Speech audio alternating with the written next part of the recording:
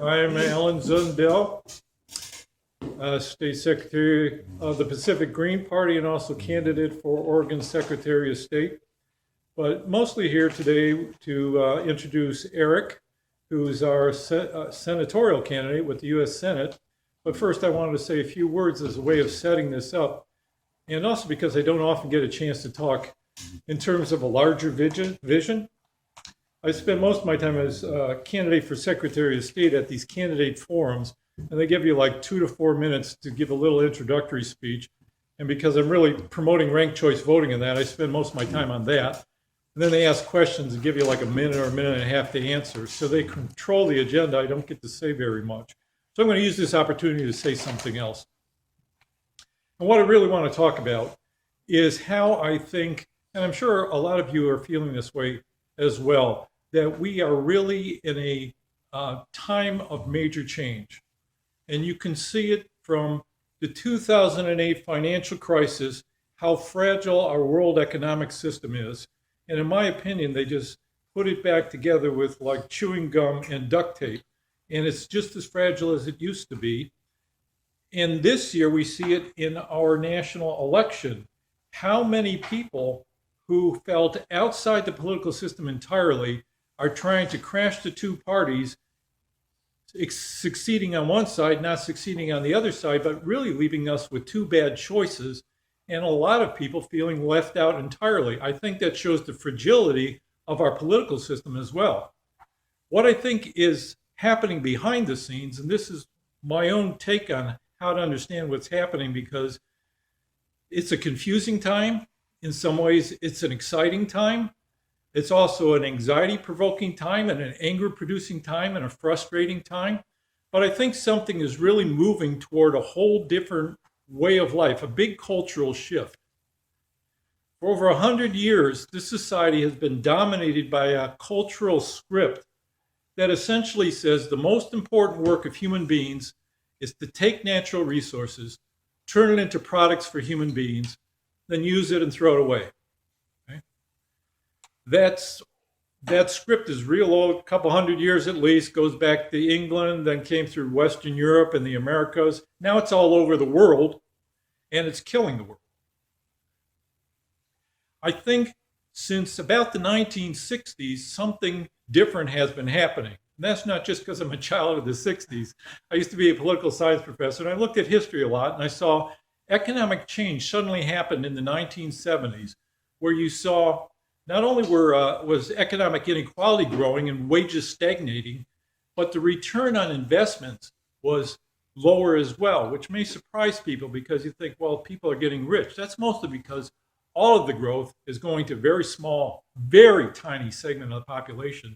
And a lot of their wealth is based on stock prices, which are artificially inflated because interest rates are so low. That's not sustainable. This financial system is in for a much bigger crash, in my opinion, some kind of major adjustment that goes beyond what happened in 2008.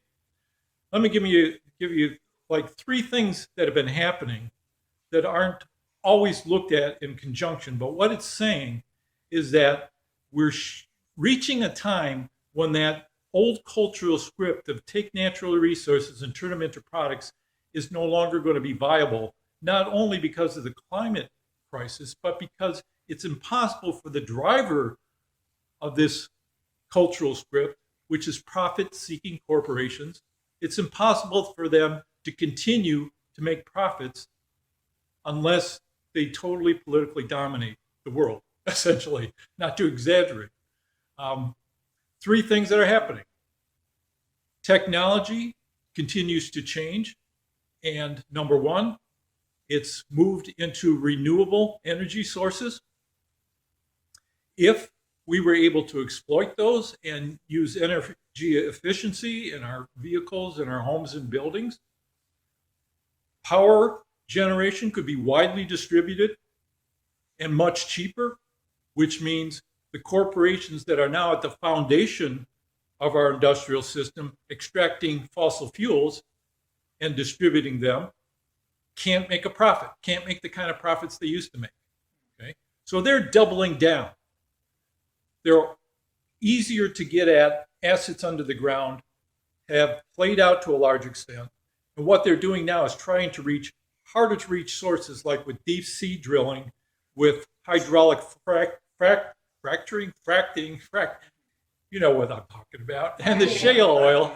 These are all more dangerous, and they require a tremendous amount of money to build the infrastructure, to get it out of the ground and get it across the country. Very dangerous, very volatile. And if we lock this in and don't change it, climate change is a foregone conclusion, and the world will become largely uninhabitable. Civilization will have to deal with droughts, refugees all over the place, major political and social crisis. Okay? Another big change is automation. It's moved from blue-collar jobs and production work up into white-collar jobs with computerization, which means there's fewer and fewer jobs in production of stuff. The problem there for profit-seeking corporations is they are killing their consumer base. If you can't have a job that makes money, you can't spend money, right? So where's their consumer base going? The third thing is the internet economy. This makes it possible to disseminate entertainment and information, and probably in the near future, physical products as well through 3D printing at a very low cost. And it's hard to capture those profits because it's so easy for other companies to start up on the internet. So far, their dreams of making money on the internet have been mostly pie in the sky. They've relied on advertising and on data mining, which you can't have 100 companies doing all at the same time and all making a profit. It all depends on who gets in first and who can monopolize the internet. So that's what they're trying to do. They're trying to control the internet. They're trying to control, by they, I mean big corporations.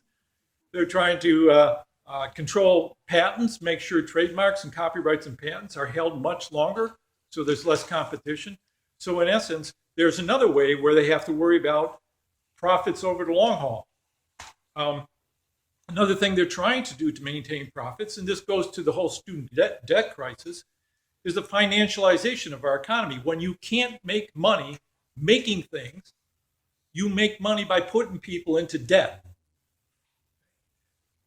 Housing crisis, one sign of that. Now it's happening again. Student loans, credit cards, low cost financing for used cars, stuff like that. Credit ballooning so people can try to maintain a standard of living. How are they going to pay it off? Their whole future is being mortgaged. So again, I say this financial system is a house of cards, and we need to move to a whole different cultural script. That cultural script, and this is one that I think came to mass consciousness primarily in the 60s, and has been percolating since then and moving into all kinds of new organizations and institutions, including the Green Party, which got established in the 1980s. But this cultural script, rather than being take natural resources, turn them into products and distribute them, is let's take care of the planet and let's take care of each other. That's what's being neglected. The planet and taking care of real human beings. People who don't have incomes or have low incomes, the working poor, the disabled, seniors, people who are locked outside of the economy, people who are in contingent jobs, all these people need our care and concern, and we can't just leave it to the forces of the marketplace. Sick people, old people, pretty soon it'll be all of us, really. All of us except the very select few who will be struggling to survive financially. We need to take care of the planet. We need to take care of each other. And that's why it's important not only to build new institutions, but to challenge the existing institutions. They're archaic, they're ossified, including, most especially, in my opinion, because it's blocking change, the two-party system. And I applaud people like Erick who are willing to stand up and run campaigns that challenge this system. Even though our chances look slight, we got to keep moving forward and keep challenging the system until things finally change. Otherwise, the result will be a nightmare. So it's up to us to keep these hopes alive and keep moving forward. So Erick, why don't you take it?